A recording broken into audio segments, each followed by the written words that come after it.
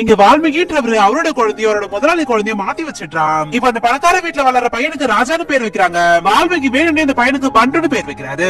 இப்ப ரெண்டு பசங்களும் வளர்ந்துட்டாங்க. முதலாளி வீட்டுல இருக்கிற வால்மீகியோட பையன் அமெரிக்கால போய் படிச்சிருப்பான். நிறைய அட்டெம்ப்ட் தான் கிளியர் பண்ணிட்டு திரும்ப இந்தியாவுக்கு வந்திருப்பான். ஆனா பண்டு நல்லபடியா படிச்சு ஒரு நல்ல வேலைக்கு போயிட்டு இருப்பான். அந்த ஆபீஸ்ல இருக்கிற ஒரு பொண்ணையும் நம்ம ஹீரோ லவ் பண்ண ஆரம்பிச்சிருப்பான். இப்ப ஹீரோ லவ் பண்ற அதே பொண்ணுதான் ராஜ்க்கு கல்யாணம் பண்ணணும்னு சொல்லி நிச்சயம் பண்ணிருப்பாங்க. அந்த பொண்ணு நம்ம ஹீரோ தான் லவ் பண்ணிட்டு இருப்பா. அதனால ரெண்டு பேரும் சேர்ந்து ஹீரோட ஒரிஜினல் அப்பா கிட்ட போய் கல்யாணத்தை நிறுத்தத்தை பத்தி பேசலாம்னு சொல்லிட்டு போனா பிசினஸ்ல இருக்கிற எதிர்த்து கத்தியால குத்திட்டு போயிடுவான். இப்ப நம்ம ஹீரோ கரெக்டா அந்த இடத்துக்கு போனதால அவரை காப்பாத்தி ஹாஸ்பிடல் கூட்டு போயிட்டான். இந்த குழந்தைய மாத்திர விஷயம் ஒரே ஒரு நர்ஸுக்கு மட்டும் தான் தெரியும். அவங்களும் அதே ஹாஸ்பிடல்ல தான் கோமால இருந்திருப்பாங்க. அவங்களுக்கு இப்ப முழிப்பா வந்துருது. நம்ம ஹீரோ கிட்ட நடந்ததெல்லாம் சொல்லிட்டு போய் இறந்து போயிடுறாங்க. இப்ப நம்ம ஹீரோவும் வால்மீகிய பலாரும் அரைஞ்சிட்டு தனியா கூட்டு போய் நீ ஒண்ணு என்னோட அப்பா கிடையாது, என்னோட அப்பா ராம்சரன் தான் சொல்லிட்டு சொல்றான். இது கேக்குற வால்மீகியோ உண்மை தெரிஞ்சிருச்சு, என் பையனை வெளியே அனுப்பிச்சிடுவோம்னு சொல்லிட்டு ஃபீல் பண்றாரு. ஆனா நம்ம ஹீரோ இந்த விஷயத்தை நான் கிட்ட சொல்ல போறது இல்லன்னு சொல்லிட்டான். பார்த்தா ராம்சரனை காப்பாத்தினால அந்த வீட்டுல இருக்க தாத்தாவும் பண்டுவை கூப்பிட்டு இந்த வீட்லயே உனக்கு 50,000 ரூபாய் சம்பளம் தரணும்னு சொல்றாரு. பார்த்தா பண்டோட உண்மையான அப்பா அம்மாக்கு நடுவுல பிரச்சனை இருக்கும் போல சரியாவே பேசிக்க மாட்டாங்க. அவங்க வீட்டுல தங்கிட்டு இருக்க ரிலேட்டிவ்ஸ் இவங்களுக்கே தெரியாம நிறைய பணத்தை அடிச்சிருப்பாங்க.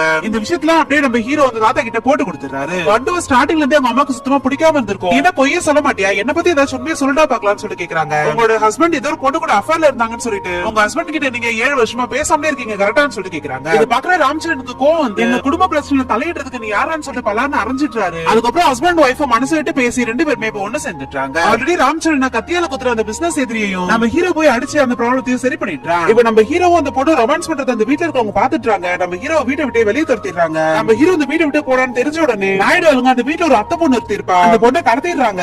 ஆக்சுவலா ராஜ் அந்த பொண்ணு தான் லவ் பண்ணிட்டு இருப்பான். அந்த பொண்ணை நான் போய் கூட்டு வரேன்னு சொல்லிட்டு கிளம்புறான். எங்க இவன் அடிச்சு போட்டு போறாங்கன்னு சொல்லிட்டு வால்மீகியும் பண்டுவே அனுப்பலன்னு சொல்லிட்டு சொல்றான். ராஜா இல்லாகிட்டியும் நீங்க பார்த்த பொண்ணு எனக்கு பிடிக்கல, எனக்கு அத்தை பொண்ணு தான் ரொம்ப பிடிச்சிருக்குன்னு சொல்லிட்டு சொல்லிடுறான். அந்த பொண்ணை கடத்தின விஷயம் பண்டுக்கு தெரிஞ்சு அவன் எப்படியே போய் காப்பாத்தி கூட்டு வந்துட்டான். இதெல்லாம் பாக்குற அந்த தாத்தாவும் உனக்கும் அந்த ஃபேமிலிக்கும் சம்பந்தம் இல்லன்னு சொல்லிட்டு வெளியே அமிச்சிட்டு நீ எதுக்கு ஹெல்ப் பண்றேன்னு சொல்லி கேக்குறாரு. ஆக்சுவலா இந்த தாத்தாக்கு உண்மையான வாரிசு இந்த பண்டு தான்றது தெரியும். நீயே எல்லார்கிட்டயும் உண்மையா சொல்வேன்னு நினைச்சானா நீங்க கடைசி வரைக்கும் சொல்ற மாதிரி தெரியலன்னு சொல்லி வால்மீகியை போட்டு பலார ஆரம்பிச்சிட்டாரு. இவங்க பேசிட்டு இருக்க விஷயத்த ராம்சரன் கேட்டு பயங்கரமா ஃபீல் பண்றாரு. இதோட உங்க அம்மா கிட்ட சொல்லணும் வாடான்னு சொல்லிட்டு கூட்டு போறாரு. இல்ல வேணாப்பா, இந்த விஷயம் அம்மாக்கு தெரியாம இருக்கிறது நல்லது, அம்மாங்களால இதெல்லாம் தாங்க முடியாதுன்னு சொல்லிட்டு சொல்றாரு. கடைசியில பண்டு வேலை செய்யற மாதிரி இதே வீட்டுல இருந்துடுறான். ராஜ்க்கு இன்னும் பொறுப்பு வரணும்னு சொல்லிட்டு அவங்க அம்மா என் பையனையும் மாத்தி கொடுங்கன்னு சொல்லிட்டு வால்மீகி வீட்டுக்கு அனுப்பிச்சுட்டாங்க.